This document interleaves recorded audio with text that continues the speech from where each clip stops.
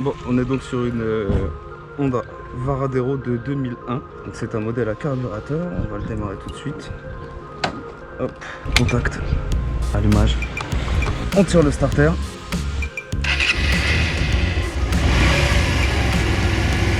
Voilà, on va la laisser chauffer tranquillement.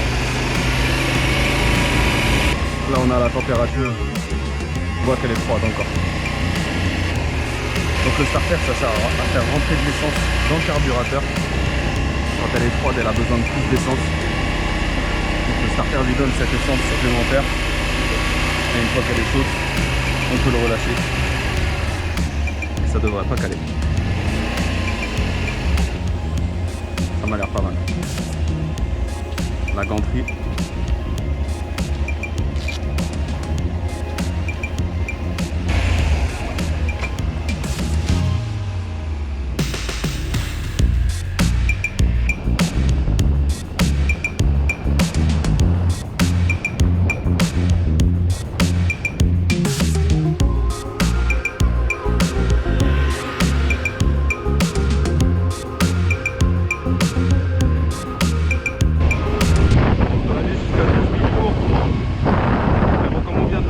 Ça faisait quelques jours qu'elle n'avait pas tourné.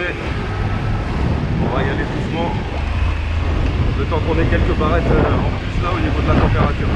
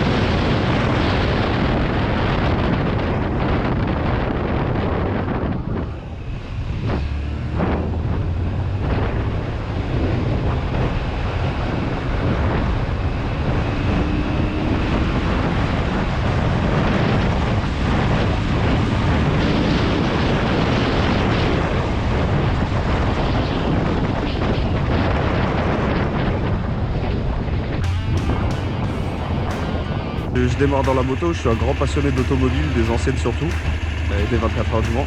Ça va surtout être de la mécanique, des voyages, des trajets. J'aimerais bien aussi faire des road trips. Bon, je pense pas que ce sera avec celle-là ou sinon un petit peu modifié. C'est ma première moto, j'ai passé ma formation de 7 heures sur une Yamaha 125 YS je crois. On se retrouve donc devant la Varadero 125 de 2001. C'est un modèle qui est fait pour les permis 125 pour 15 chevaux maximum. Celle-là on a 15. Voilà, c'est un modèle à carburation, un bicylindre, 4 temps, très confortable, très souple. C'est une moto qui est vraiment cool à conduire. Après, dans les montées, ça peine un peu quand même. Moteur à 12 000 tours, mais elle a vraiment sa patate à partir de 8-9 000 tours. On sent que les chevaux sont là, mais avant, ça peine pas mal. Donc il faut rétrograder dans les côtes, mais sinon c'est très sympa, ça se déplace très bien. Facile à placer dans les virages. Celle-là, elle est toute d'origine. C'est une moto que j'ai achetée sur Le Bon Coin. Elle a quand même pas mal de bornes.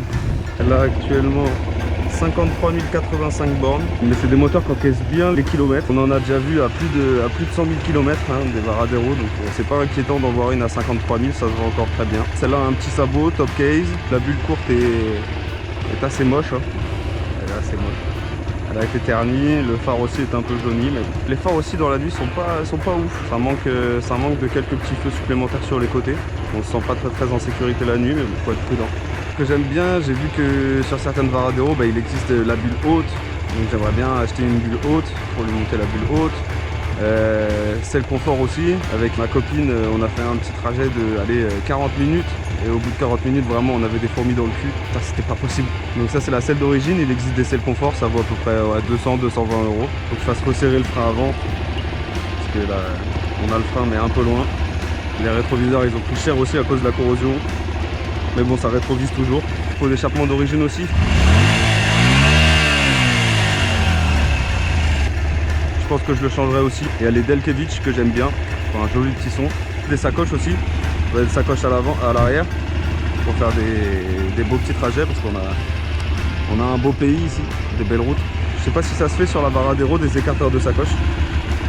On verra bien. Les crash bars aussi, j'aime bien les crash bars. Au cas où si elles tombent, si je tombe, je tomberai pas toute seule.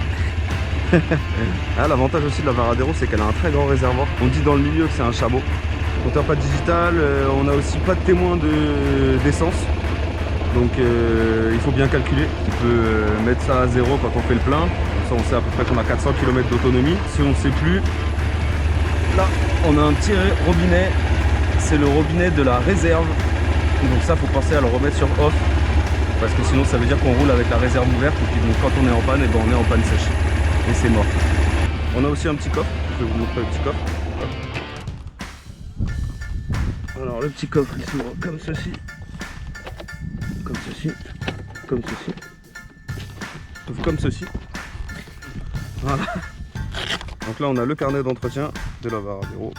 Là on a un petit kit d'outils pour normalement faire la vidange, la chaîne. Ça c'est très pratique ce petit élastique.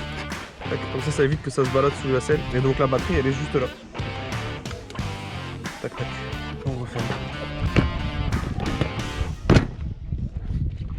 Voilà, toujours vérifier si c'est bien fermé. Hein. Moi je trouve qu'elle a des petits trous quand même. Hein. Bon, elle a des roues de 125 mais pas un gabarit de 125. Elle existe aussi en 1000. Bon, on va aller rouler et je vais vous laisser sur des belles images de Varadero.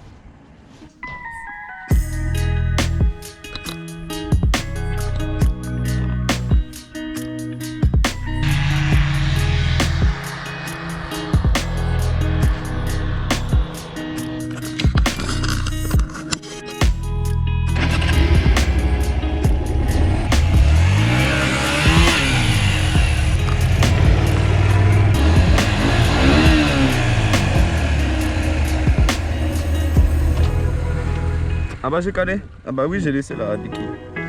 Voilà l'erreur du débutant, on laisse la béquille pour passer sa première.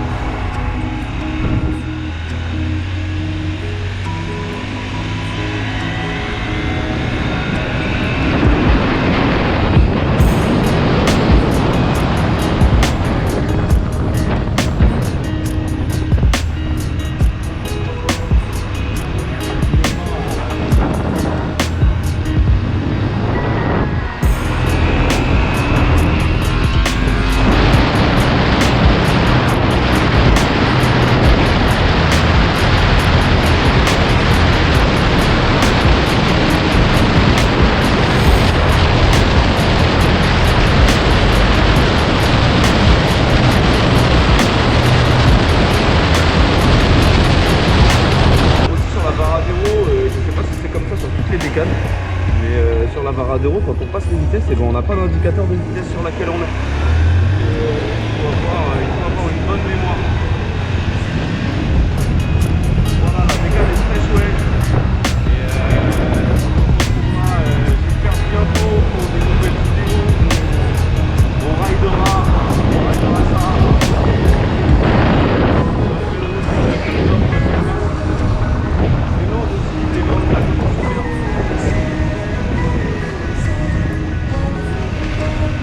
Voilà, ce sera le cap de fin.